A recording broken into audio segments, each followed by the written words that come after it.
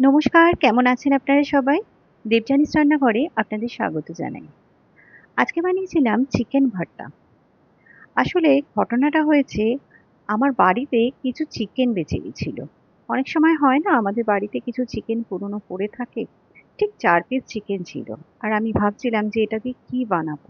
ঠিক তখনই মনে হলো যে এভাবে চিকেন ভর্তা বানালে কেমন হয়? কিন্তু সত্যি ভাবিনি এটা খেতে এতটা ভালো হবে। রেসিপিটা শেয়ার করলাম, ভালো লাগলে অবশ্যই আমার চ্যানেলটাকে ফলো করবেন আর একটা লাইক, শেয়ার, সাবস্ক্রাইব করতে কিন্তু ভুলবেন না। তাহলে চলুন রেসিপিটা দেখি। এখানে দেখুন আমি চিকেনটাকে অলরেডি একটু নুন আর একটু রসুন দিয়ে সেদ্ধ করে নিয়েছি। চিকেন স্টকটা আমি ফেলিনি, এটাকে রেখে দেব।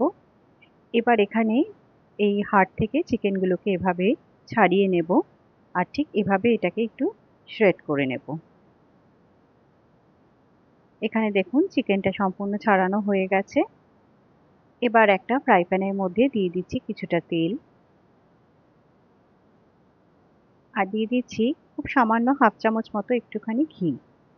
এখানে আমি একটা পেঁয়াজ এভাবে একটুখানি ক্রাশ করে নিয়েছি, আপনারা চাইলে পেঁয়াজ বাটাও দিতে পারেন। এটাকে একটু হালকা করে ভেজে নেব এর মধ্যে। এটা একটু হালকা করে ভাজা হয়ে গেলে এখানে দিয়ে দিচ্ছি, আমি এখানে রসুন কুচি দিয়েছি, আপনারা রসুন বাটাও দিতে পারেন। আর দিয়ে দিচ্ছি একটু আদা বাটা। এটাকেও পেঁয়াজের সাথে একটু ভালো করে ভেজে নেব।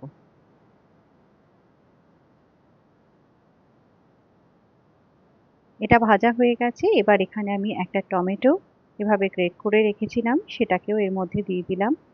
এটাকেও একটু হালকা করে এর সাথে ভেজে নেব।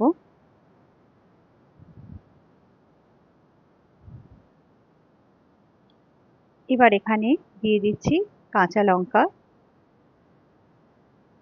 আর এখানে চিকেনটা দিয়ে দিলাম। দিয়ে দিচ্ছি পরিমাণ মতো নুন আর দিয়ে দিচ্ছি একটু গোলমরিচের গুঁড়ো। এটাকেও এই পেঁয়াজ আদা রসুনের সাথে একটুখানি ভালো করে ভেজে নেব, তাহলে এটা কিন্তু খেতে বেশি ভালো লাগবে।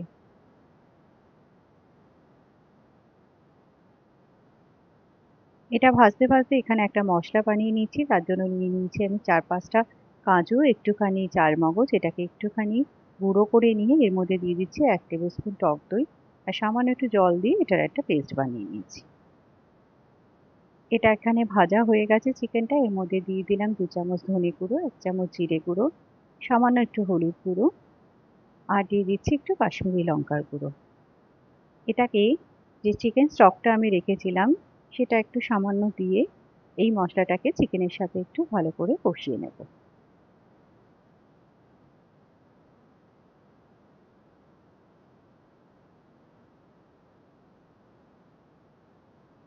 এটা ভালো মতো কিন্তু কষে গেছে।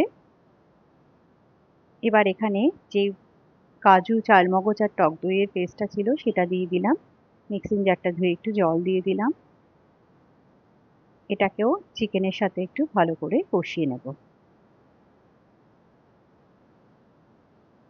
এখানে দিয়ে দিচ্ছি একটুখানি হাতে ঘষে কসুরি মেথি।